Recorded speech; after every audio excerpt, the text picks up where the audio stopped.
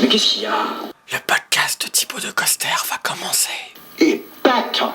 Quand je m'ennuie, j'ai un réflexe, c'est de me regarder un bon film de merde. Et c'est comme ça que je suis tombé sur Airport 80, le Concorde. Le seul film où l'on peut entendre Alain Delon se dire: je sens une légère vibration dans le manche. L'histoire est simple, une speakerine de télé embarque dans le Concorde avec des documents compromettant son amant dans un trafic d'armes illégales, notamment des missiles.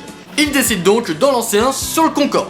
Voilà, simple, clair, efficace et tout en finesse. Mais ça, c'était sans compter sur la sagacité du commandant de bord, Monsieur Alain Delon. Super sexy. Oh, et puis Alain Delon, alors là, c'est notre Chuck Norris national, le mec capable de faire un looping à Mach 2 avec son Concorde juste pour éviter un missile.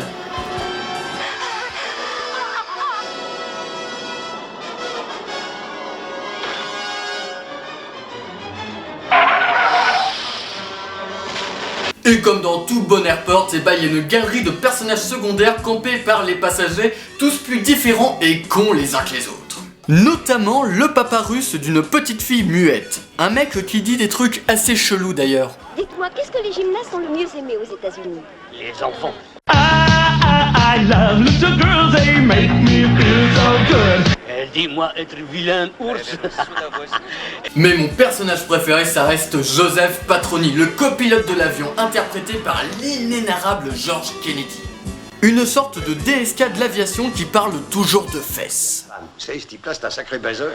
Un jour, il avait parié, quand il tournait des films muets, qu'il se taperait sa partenaire pendant qu'il répéterait une scène sur ses coucous de l'époque. Il l'a baisé sur l'aile d'un avion, à 300 mètres au-dessus d'El Paso. Le soleil cognait, il s'y brûlait le cul, il a eu des cloques pendant un bon moment. Oui, parce que évidemment, on baise sur l'aile d'un avion en plein vol. C'est assez courant et plutôt pratique.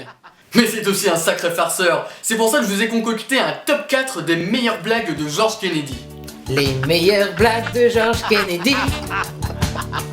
Mayday, ici le Concorde, sommes attaqués par un appareil non identifié. Mayday, ici le Concorde, à vous répondez. J'ai pas lu mon horoscope ce matin, c'est dommage.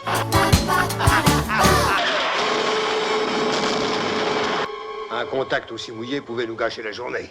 Ça ne dit rien du tout de prendre un pain maintenant. Ah, vous les pilotes, vous n'êtes pas comme les autres.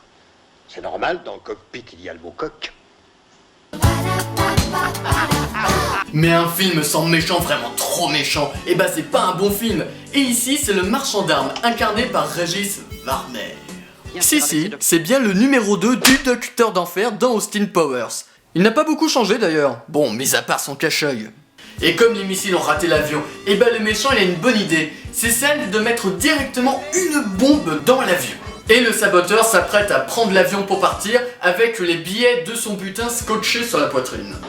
Il fait alors tout, mais alors absolument tout, pour se faire arrêter. Séquence Régis est un con. Il refuse de reprendre ses billets que le policier veut lui redonner. Il fait exprès de perdre sa mallette. Il rentre dans absolument tout le monde pour se faire ralentir.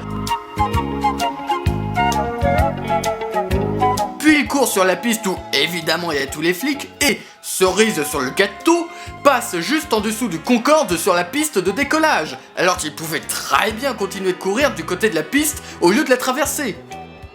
Qu'il est con ce Régis. Et puis les dialogues, alors là franchement, je me demande encore pourquoi le scénariste a mis dans la bouche de cette nana cette réplique qui mettra tant mal à l'aise notre pauvre George Kennedy. Je suppose que tu as fini par te marier. Pas encore, quelques bêtises. C'est excellent pour la santé. Ça dépend de l'homme avec qui on les fait. Mais ce qui fait la richesse d'un film, ce sont les détails. Si vous êtes attentif, vous remarquerez que dans cette scène, il y a un sauveteur gay qui ne met une main au cul qu'au mec et pas aux filles. Bon, elle c'est une fille, pas de main au cul, elle non plus. Et là regardez, main au cul. Encore une main au cul. Et... ah non, sauf pour George Kennedy. Ah si, main au cul quand même, fausse alerte. Évidemment, il y a un suspense constant dans ce film. Oh mon dieu, le vieux va-t-il en réchapper? Et bien sûr que oui, puisque George Kennedy traînait dans les parages. Ça ne pouvait que bien se passer, puisque... La tragédie n'existe qu'au théâtre. Rien de cassé, patron. J'avais un meilleur siège à la société. Oui, on a le droit à ce genre de dialogue ciselé tout le long du film. Alors je passerai sur la pseudo-histoire d'amour entre Alain Delon et Sylvia Christel. Oui, c'est bien celle qui joue Emmanuel. Dans Emmanuel. Vous savez, ces films érotiques où il ne se passait jamais rien, et bah là c'est pareil. Delon n'est même pas foutu de la mettre à poil au moins une fois dans ce satané film pour avoir un plan nichon. Il y a bien une séquence maillot mouillé dans le film, mais vu la personne qu'il porte... Les toilettes sont cassées. Séquence maillot mouillé, Special Granny. Non mais de toute façon, que peut-on attendre d'un film avec un tueur qui réussit à battre un gars à bout portant, puis qui rate le témoin qui s'enfuit par l'escalier juste en face de lui? Et regardez-le comment il lutte pour ne pas arriver à attraper la meuf. Non mais là c'était effarant. Moi, il y a un moment que j'adore, c'est quand l'avion fonce droit vers l'océan et il y a une meuf qui fait une crise de panique. Nous piquons du nez. Oh, c'est épouvantable. Et regardez bien le mec à côté d'elle. À un moment, il va tourner la tête vers la meuf et on a trop l'impression qu'elle a envie de lui gueuler. Mais putain, mais ferme ta gueule! Oh mon Dieu, protégez-vous. Oh, c'est atroce. Jamais nous nous sortirons. Non, nous allons tomber dans l'océan. Mais putain, mais ferme ta gueule! Et je passerai la scène où Kennedy apprend que la femme avec qui il a passé la nuit est une pute que Delon lui a payée. Dire que cette dame est une pute? Est-ce que c'est ça? C'est ce que les Américains apprennent, une vraie pro. Tu veux que je te dise, t'es une belle crapule, mais tu t'es pas trompé d'adresse. Les amis, c'est fait pour quoi? Ouais, mais la prochaine fois, c'est toi qui paieras. Ah, je ferai même le double. Et allez, il paiera même le double. Si ça c'est pas une réaction à la DSK. Mais le clou du spectacle, c'est quand même le trajet Paris-Moscou par les Alpes. La porte de la soute a cédé et l'avion est donc en train de se disloquer. Il faut donc qu'il se pose en catastrophe. Et devant eux, coup de peau, et bah y a les Alpes. Vitesse 189. Vous vous rendez compte? Les mecs passent par les Alpes pour aller à Moscou. Je savais que les Américains étaient nuls en géo, mais là ça tient de la science-fiction. Sinon, concernant la fin du film, bon, ils parviennent à atterrir dans la neige. L'avion explose évidemment juste au moment où il n'y a plus personne dedans, classique. Donc bon, maintenant on va avoir droit au baiser entre Delon et Christel, en lui disant qu'il l'aime. On va voir les... Mais pourquoi il nous faut un plan du Concorde qui vole? Oh non, ils vont quand même pas... Mais si! Le film est fini! Mais il se termine comme ça? Mais c'est une pure arnaque! Non mais attendez, le scénariste s'échine tout le long à nous concocter des histoires d'amour impossibles, des histoires compliquées dont on en a absolument rien à foutre, pour au final ne pas savoir comment ça se termine!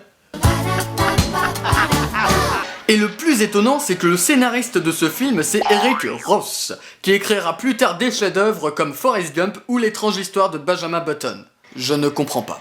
Ce film est une erreur de jeunesse. Alors j'aurais pu vous parler des différences entre la VF et la VO, mais l'émission Escale à Nanarland, le numéro 13, en parlera bien mieux que moi, vous la trouverez sur le site d'Allociné. Et si vous êtes fan d'Emmanuel ou des loopings avec un Concorde, ne vous abonnez pas à ma chaîne YouTube ni à ma page facebook.com/thibaut.decoster.